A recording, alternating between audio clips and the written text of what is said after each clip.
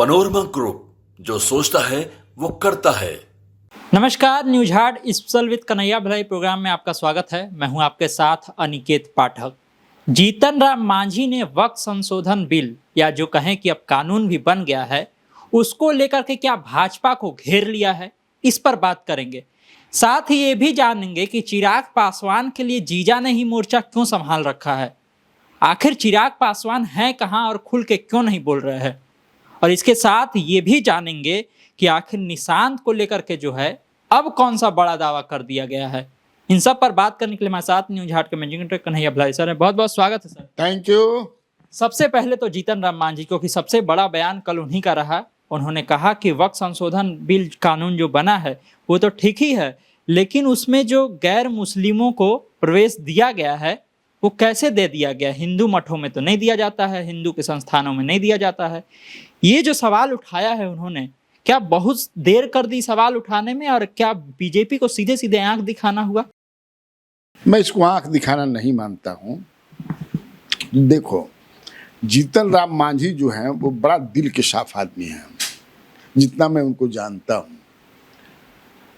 और जो दिल में बात होती है वो जुबा पर, हाँ, वो मैं उनका जौन हुई तो उनको दियन, जय होके चाहे क्षय होके, कोई के बुरा लागे कोई के भला लागे, बात तो सही खरा खरा होता है, खरी खरी बातें। वो उस मिजाज के आदमी हैं। देखते इस उम्र में भी मैं देखता हूं उनको कितना स्वस्थ हैं, फिट हैं, एक्टिव भी रहते हैं। I think he is approaching 80, है ना। उनके ही उम्र के जगदानंद सिंह हैं जो स्वास्थ्य लाभ ले रहे हैं गांव में, ले रहे हैं कि नहीं ले रहे हैं। उनके उम्र का मुझे लगता है कि मल्लिकार्जुन खड़गे जो हैं वही एक्टिव हैं उतना, या फिर एक और हैं नीतीश जी के मंत्रिमंडल में, मुझे लगता है उसी उम्र के होंगे, विजेंद्र यादव जो बिजली मंत्री हैं। तो मुझे नहीं लगता है कि वो घेरना चाहते हैं बीजेपी को। वो सही बात बता रहे हैं। देखिए, एक तरफ देखोगे उनके बयान को, मैं सुन रहा था कि वो वक्फ संशोधन बिल 2025 का समर्थन करते हैं। उससे वो कहते हैं कि इससे जो है गरीब जो मुसलमान हैं, poor people among the Muslims, उनसे फायदा होगा। ये बात बोलता हूँ। लेकिन वो कहते हैं कि ये समझ में मेरी बात नहीं आ रही है, ये अच्छा भी नहीं लग रहा है कि हिंदू का जो मठ है, मंदिर है, जो उसकी कमिटियां हैं, जो ट्रस्ट हैं, उसमें कोई गैर हिंदू नहीं हो सकता है। तो ये समझ से परे बात है कि जब मुस्लिम का है तो उसमें गैर मुस्लिम क्यों है। सवाल तो है। इस सवाल को कई लोग उठा रहे हैं, पूरा विपक्ष उठा रहा है। पूरा विपक्ष ही नहीं, मुझे लगता है कि उपेंद्र कुशवाहा ने भी सवाल को उठाया था। उन्होंने बौद्ध का जिक्र करके, उसी से जोड़ो, उठाया था कि नहीं था ना। बहुत पहले रामविलास पासवान जी ने भी पार्लियामेंट में भाषण में कहा था, बुद्ध ट्रस्ट को लेकर, टेम्पल ट्रस्ट को लेकर के। तो यही मैं कह रहा हूँ कि जीतन राम मांझी समय समय पर, देखो, राम के बारे में जो काल्पनिक कहा उन्होंने, बहुत के बाद में राम मंदिर चले गए, ठीक है, लेकिन बात बहुत सारे लोग काल्पनिक मानते हैं, बहुत सारे लोग मानते हैं। अब तो थोड़ा जिस तरह से धर्म का प्रभाव दिमाग पर चढ़ गया है लोगों के, और चढ़ा दिया गया है पॉलिटिकल लाभ के लिए, तो डरते हैं लोग, नहीं बोलते हैं। पहले तो बहुत राम के बारे में बहुत लोग बहुत तरह की बातें लिखे हैं, जो समाज के लिए समर्पित रहे हैं, देश के लिए समर्पित रहे हैं। आज भी वैसे लोग हैं जो कहते हैं कि हम हिंदू नहीं हैं, हम भारतीय हैं। हम भारतीय हैं, ना हम हिंदू हैं ना मुसलमान हैं, दोनों तरफ ऐसे लोग हैं। हम भारतीय हैं, भारतीयता, तो इस तो वो उस विचारधारा के हैं। तो मुझे नहीं लगता है कि, लेकिन अब अर्थ निकालने वाले निकाल भी रहे हैं। अब उसमें अर्थ निकालने वाले ये भी निकाल रहे हैं कि वो टिकटवा खातिर लगा था कि दबाव बनाओ तना, हाँ, मैंने सॉरी, सीट के लिए। मुझे ऐसा नहीं लगता है। मुझे यही लगता है कि जो आया कह दिया, उनको लगा कि नहीं ये सही बात है। क्योंकि कई लोग भाई कन्विंस नहीं ना हो पा रहे हैं कि आखिर जब हिंदू के मठ मंदिर का जो है ट्रस्ट, उसमें कोई गैर हिंदू नहीं रहेगा तो कैसे, आप क्या है मतलब। अब इससे जुड़ा हुआ सवाल ये है कि काफ़ी समय लगा दिया उन्होंने ये बात बोलने में। इसमें दो चीज़ें हो सकती है, या तो जिस समय उन्होंने समर्थन किया उस समय पूरी जानकारी नहीं ली, या दूसरा सवाल ये कि जिस तरह से मुसलमान इसका विरोध कर रहे हैं, कुछ मुसलमान वर्ग, तो वो देख रहे हैं कि नाराज़गी हो रही है, हमारा वोट बैंक भी कहीं ना कहीं थोड़ा इससे प्रभावित हो जाएगा। तो इस वजह से ये दोनों में से कौन सा वजह लगता है कि इतना देर के बाद? दोनों हो सकता है, दोनों हो सकता है। भाई पॉलिटिशियन है तो वोट का ख्याल रखेंगे, नहीं कहेंगे। और जीतन राम मांझी ऐसे पॉलिटिशियन हैं, उनको मुसलमान भी वोट देते हैं, हर वर्ग के लोग वोट देते हैं, चाहे बैकवर्ड हो, फॉरवर्ड हो, दलित हो। आज के तिथि में तो मुझे लगता है कि नंबर 1 दलित नेता उन्हीं को मैं मानता हूँ, अब चिराग पासवान को नहीं मानता हूँ। नंबर 1 अगर कोई है तो वोट बैंक के हिसाब से देख लो तो सबसे मजबूत नेता जीतन राम मांझी जी हैं। ये कहने में मुझे कोई गुरेज नहीं है। हाँ, तो मुझे लगता है ये हो सकता है। हाँ, जो तुम कर अमित शाह से मिलने भी कल वो पहुंचे, तमाम खबरें चली, अमित शाह से मुलाकात की।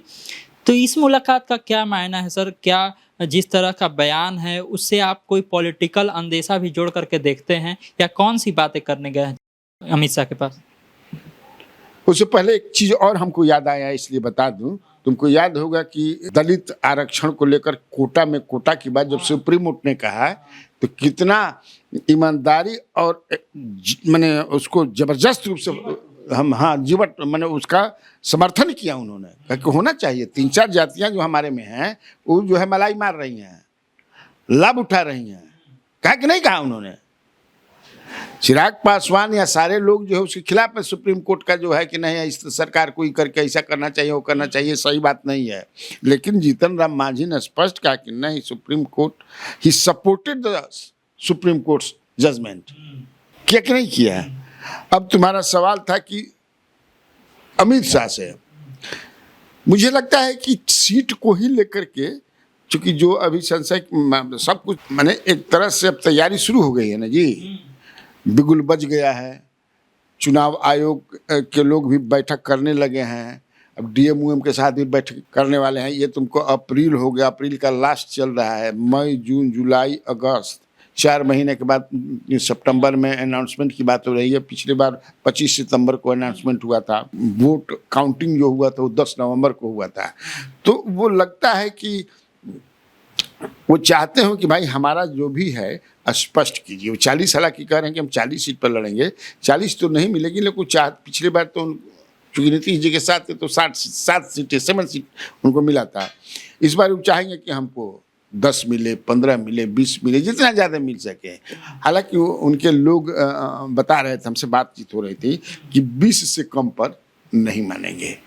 20 से कम पर नहीं मानेंगे। 20 की तैयारी हम लोग की, जो वैसे तो 40-45 की तैयारी चल रही है, लेकिन 20 पर हम लोग की जबरदस्त, हम लोग का हक बनता है कि हमको 20 मिलेगा। हमको क्यों चिराग पासवान से कम मिलेगा? हमारे नेता चिराग पासवान से कम है क्या? किस मायने में कम है? उन लोग का कहना, 4 तो अभी भी उनके एमएलए हैं, 4 एमएलए हैं ना, 1 उनका एमपी है। तो उस हिसाब से भी जो गणित के हिसाब से तो 1 कंस्टिट्यूएंसी में 6 हो गया और 4, 10 तो बनता ही है। 10 तो बनता है ना जी। लेकिन वो चाहते हैं यही, तो वो सीट के लिए हो सकता है, सीट के लिए मुलाकात हो सकती है। ठीक है, चिराग पासवान को लेकर के बयान का सिलसिला लगातार तेज है। अरुण भारती जो जीजा हैं उनके खूब मीडिया में बयान दे रहे हैं आजकल, बिहार में आ जाएंगे, बड़ी जिम्मेदारी चाहते हैं, 50,000 लोग जुट जाते हैं जहां जाते हैं चिराग पासवान। तो काहे ये इन्हीं को मिला हुआ है पूरा मोर्चा संभालने के लिए? चिराग पासवान कहाँ है? क्यों नहीं वो सामने आकर के बोल रहे हैं कि आखिर क्या है मन में? नहीं, हमको लगता है कि अरुण भारती जी को कहा होगा चिराग पासवान ने, मोर्चा आप ही संभालिए, अभी हमको बैक रहने दीजिए। माहौल बनाया जाता है ना, देखते नहीं कि कोई बड़ा नेता जो होता है, पार्टी का जो नेता होता है, वो अपने लोगों से बोल के माहौल बनाइए। माहौल जब आ जाता है, पूरा चर्चा में बात आ जाती है, तो देखता है कि क्या है उसका रिस्पॉन्स, क्या है लोगों के बीच में, पॉजिटिव है, निगेटिव है। Not only among the people, political circle में क्या है, मीडिया में क्या है, वो देखता है। फिर उसके बाद वो आता है, अगर लगेगा कि नहीं हमारे पक्ष में है, ये मुहिम जो चल रहा है, ये जो रणनीति है उस हमारे पक्ष में है, बढ़िया है, तो बोलेगा कि अब क्या करें, जब जनता के मन है तो अब लड़ना ही पड़ेगा जनता के मन में। लेकिन लगेगा कि ना ये बुमरैंग कर रहा है, ये सही नहीं है, तो क्या आलतू फालतू लोग बात करते रहते हैं। अरे भाई, हम जो है पार्ट हैं इंडिया के, हम I am MP, member of parliament as well as minister in Modi cabinet.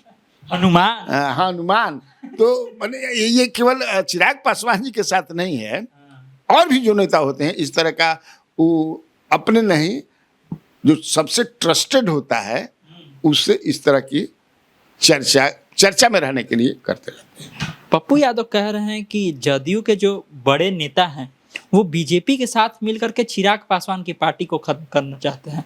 क्या ऐसा कुछ दिख रहा है क्या आपको, या फिर ये पप्पू यादव का सॉफ्ट कॉर्नर है चिराग पासवान के लिए?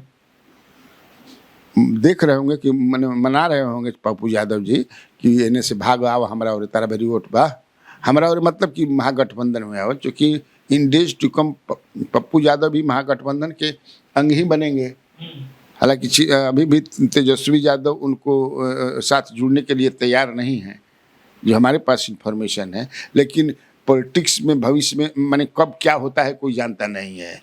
लेकिन ये इससे उनसे सहमत नहीं हुआ। आखिर JDU जो है, हालांकि एक बात है कि नीतीश कुमार को जो परेशान करता है, पॉलिटिकली जो घाटा पहुंचाता है, उसको माफ़ नहीं करते हैं वो। 2020 का जो चुनाव है जिसमें चिराग पासवान, ये चर्चा सब लोग कहते हैं इन्हीं के चलते उनका सीट 30-35 सीट कम हो गया, और ये किसी का टूल बन गए। किसी ने कहा कि चढ़ जा बेचा सूली पर, नहीं यो कह सकेला, तो वो बदला, इनकी पार्टी को तोड़ दिया पारस जी के नेतृत्व में। माने ये भी आरोप है ना नीतीश जी कि उन्होंने तोड़वाया। बीणा सिंह के घर में जो MP थी, अभी भी MP है, उन्हीं के घर में बैठक हुई जिसमें ललन बाबू भी थे, चर्चा में है, खबर भी है। लेकिन मुझे नहीं लगता है कि अभी परेशान करने का क्या मतलब है। कैसे तोड़ देंगे उनके पार्टी को, क्या करेंगे? पप्पू यादव स्पष्ट रूप से क्या कह रहे हैं? हम उनको बहुत कम पढ़ते हैं पप्पू यादव को, तुम बताओ जरा क्या कहें पप्पू यादव? पप्पू यादव कहें कि कोई एक बड़ा नेता है जदयू का, वो बीजेपी के साथ मिल करके चिराग पासवान की पार्टी को खत्म करना चाहता है। तो कैसे उसको खत्म करने का प्रयास तो किया गया पारस जी के नेतृत्व में, तो खत्म हो जाएगा। क्योंकि जो वोट है, जो विरासत है, किसके साथ विलय करेंगे? बीजेपी के साथ। अरे तब खत्म का तब मन से होगा। पार्टी तो खत्म ही हो जाएगी ना सर, विलय हो जाएगा तो उनकी इच्छा से ना होगी। जब मैंने ये निगेटिव में कह रहे हैं कि पॉजिटिव में कह रहे हैं, ये समझना होगा। ये ना है कि पार्टी खत्म करने का प्रयास किया जा रहा है, ये तो निगेटिव बात कर रहे हैं। माने कि कोई जानबूझ करके इनके अस्तित्व को समाप्त करना चाहता है। वो तो अपने मन से, जो हम लोगों ने कल किया था, जिस पर हम लोग चर्चा कल की थी, हमने बताया था। और मैंने ये भी कहा था कि चूंकि वो नहीं मर्ज करेंगे, क्योंकि वो कहते हैं कि ये मेरी पिताजी की विरासत है, ये पार्टी नहीं है, मेरी आत्मा जो है इससे जुड़ी हुई है। तो आत्मा को हम दूसरे के शरीर में कैसे घुसा देंगे? बात समझ रहे हो ना? तो मुझे नहीं लगता है कि पप्पू यादव जी जो कह रहे हैं सही है कि JDU का कोई, हाँ, कमजोर करने की बात हो सकती है। कि कमजोर तो काहे नहीं, पॉलिटिक्स में आपने 2020 में कैंडिडेट खड़ा करके नीतीश कुमार को पात्र कर दिया, कमजोर कर दिया, तो वो भी तो छोड़ेंगे थोड़े। ये हो सकता है, लेकिन वोट तो उन्हीं के पास रहेगा। अच्छा, सवाल ये भी है ना कि चिराग पासवान को लेकर के जब हम देखते हैं, या पप्पू यादव हो, तेजस्वी यादव हो और या फिर PK हो, ये लोग सभी लोग कोई भी कड़ा प्रहार नहीं करते हैं चिराग पासवान का। आखिर ऐसी क्या वजह है? सभी चाहते हैं कि अगर चिराग पासवान का मन बदले तो हमारे पास आ जाए। ये तो साधारण समझ वाला आदमी भी समझ जाएगा। वो तुम ही समझ रहे हो, लेकिन पूछ रहे हो सवाल, पूछ रहे हो सवाल, मतलब कि क्वेश्चन का ढाई मार रहे हो। तो समझ, वोट है उनके पास। भाई, जिसके पास वोट रहेगा, जिसके पास लोग रहेंगे, उसका बाजार बना रहेगा। तो चिराग पासवान के पास वोट नहीं है जी। जो वोट है पासवान का, वो हालांकि पारस के पास भी वोट है, पारस जी के पास भी वोट है, नहीं कि पारस जी के पास वोट नहीं है। शुरू में मैं कहता था कि इनके पास 5 ही आदमी है, मैं डंके खींचो पड़ेंगे, लेकिन अभी जो अब जिस तरह से पारस मेहनत कर रहे हैं या प्रिंस कर रहे हैं या उनके पुत्र जो हैं पारस जी के यश जो है पासवान कर रहे हैं, तो चुनाव भी लड़ रहे हैं, तो पारस के पास, लेकिन ज़्यादातर अभी भी चिराग पासवान के साथ है। ये कहने में हमको कोई गुरेज संकोच नहीं है, जो बात है सो बात है। तो मुझे लगता है कि इसीलिए उनकी पूछ। तो महागठबंधन के सदस्य तो ये भी है ना, मुकेश सहनी, वो तो खुल करके विरोध करते हैं, खुल करके बोलते हैं उन पर। नहीं, हाँ, तो वो बोले, लेकिन तेजस्वी तो नहीं बोलते हैं, बचते हैं, बाकी कोई नहीं बोलता है। वैसे तो जीतन राम मांझी भी कभी कभी बोल देते हैं उन पर, बोलते हैं कि नहीं बोलते हैं, इशारों में।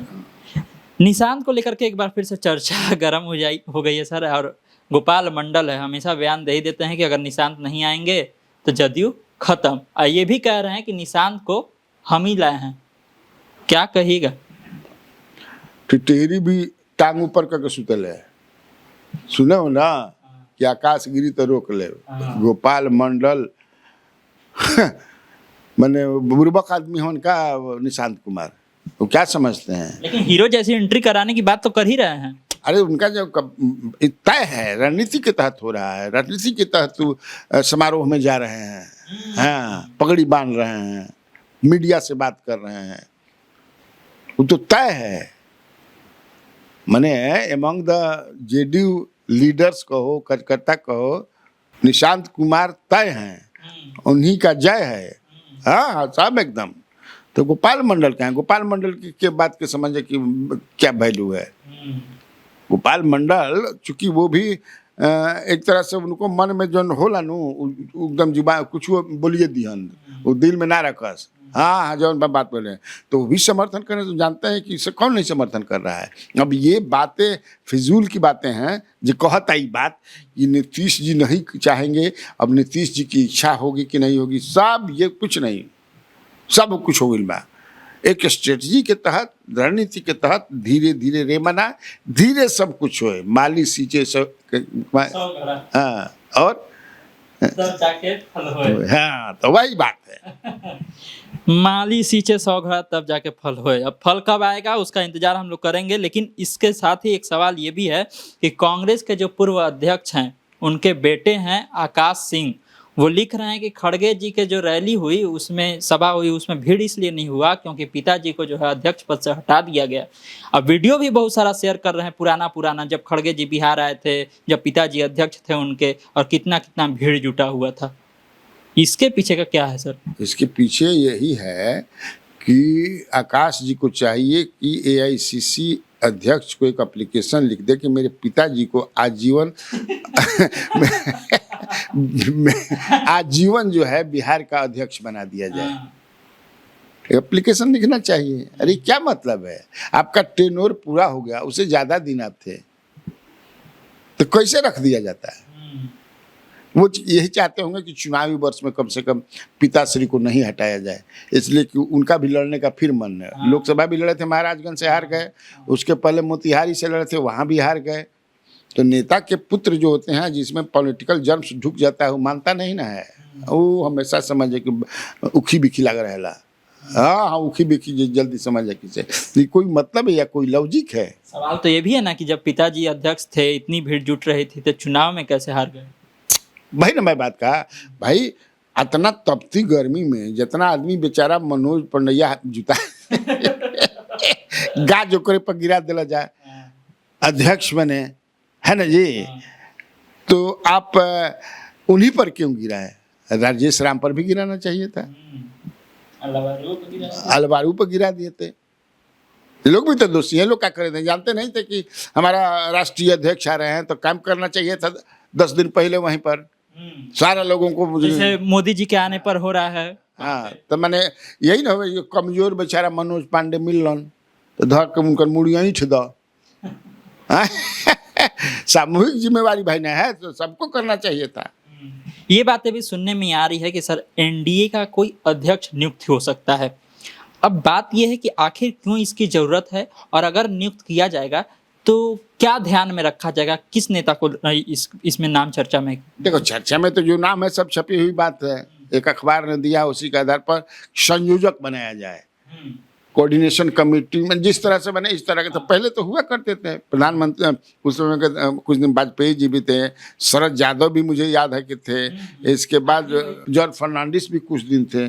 तो हो सकता है कि अभी जरूरत पड़ गई हो कि भाई जरूरत के अनुसार ना हर चीज़ होता है, तो जरूरत पड़ गई हो कि नहीं भाई इस तरह से किया जाए, इससे बढ़िया होगा, तालमेल भी बना रहेगा, एक दूसरे से बातचीत होते रहेगी, यही कर रहे होंगे। पहले देखा गया है कि एनडीए का जो अध्यक्ष होता था सर, वो अलग अलग पार्टियों से भी होता था। आपको लगता है कि इस बार बीजेपी छोड़ के अलग पार्टियों से भी कोई हो सकता है? क्यों नहीं हो सकता है? हो सकता है कि दिमाग में चल रहा हो ये जो चला है कि नीतीश कुमार को बना दिया जाए, बड़ा पद है, कहा जाए कि सर आप वो पदवा छोड़िए, वो पदवा हम लोग को दे दीजिए, इस पदवा पर आ जाइए, सबसे बड़े ऊपर हो गए। आपकी इनकी चाहत भी है कि भाई चाहत रही तो अब तो चाहत गड़बड़ा गई। आप गठबंधन का भी संयोजक बनना चाहते हैं? नहीं गठबंधन का नहीं, वो इंडिया गठबंधन में जब थे तो वहाँ चाहते थे, यहाँ भी मैंने हमेशा उनकी चाहत रहती कि एट पार नरेंद्र मोदी रहे, या नरेंद्र मोदी से। नरेंद्र मोदी एक समय था ना कि भाई नरेंद्र मोदी से बड़े नेता थे, लेकिन समय बली ना हो अर्जुन, पुरुष बली ना हो अर्जुन, समय हो तो बलवान है, वही अर्जुन वही बाण।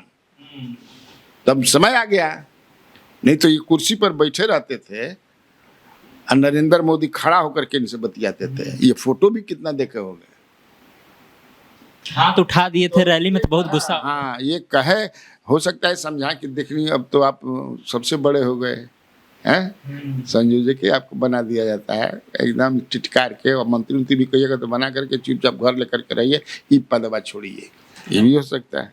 आखिरी सवाल है सर, कल एयर शो हुआ पटना में और बहुत चर्चा उसकी भी हुई।